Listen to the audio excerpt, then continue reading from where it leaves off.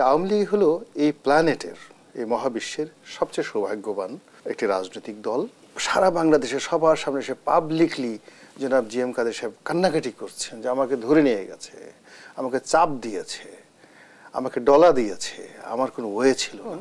যারা নির্বাচিত হয়ে গেছে তারা হলো আওয়ামী লীগের সম্পদ। আওয়ামী লীগের সম্পদ।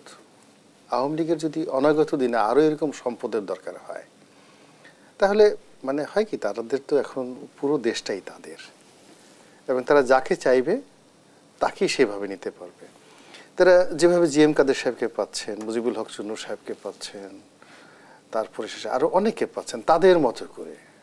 যে আগে একটা খুব বিখ্যাত এটা আমাদের নোবেল এবং আর একটা মেয়ে, এটা একসময় খুব জনপ্রিয় একটা ছিল, যাকে বলে বিজ্ঞাপন ছিল, যে প্রেয়সী এমন একটা প্রেয়সী তাকে আমি যখন যেভাবে চাই ঠিক সেভাবেই পাই।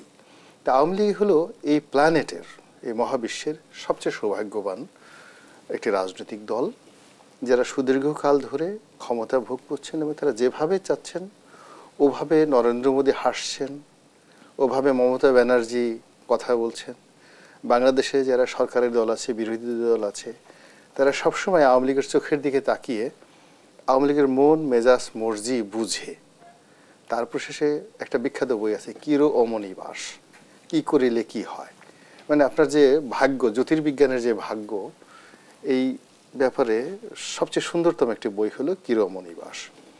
এখন অনেকে এই বইটা কিনেছে, কিনে ডেইলি দেখে যে আওয়ামী লীগের যে লোকটি সিংহ রাশির, যে লোকটি বৃশ্চিক রাশির, তো কর্কট রাশির, তার আজকের মন মেজাজ কেমন, ওই বইটা দেখে ডেইলি পড়ে তারপরে শেষে সে ঘর থেকে বের হয়। এবং কোনো অবস্থাতেই যার যে বলয় আছে, যে মহল্লায় আছে, যে গ্রামে আছে, যে ধান খেতে আছে, যে পাট খেতে আছে, সে দুনিয়ার যে কোনো শক্তির সাথে যুদ্ধ করতে পারে, কিন্তু কোনো অবস্থায় আওয়ামী লীগের সঙ্গে সে যুদ্ধে যাবে না।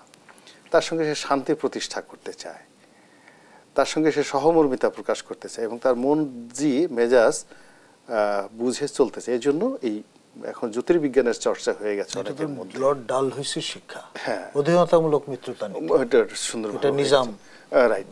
তো এখন যেখানে মনে করেন যে সারা বাংলাদেশে সবার সামনে সে পাবলিকলি জনাব জি এম কাদের সাহেব কান্নাকাটি করছেন যে আমাকে ধরে নিয়ে গেছে, আমাকে চাপ দিয়েছে, আমাকে ডলা দিয়েছে, আমার কোনো ওয়ে ছিল না।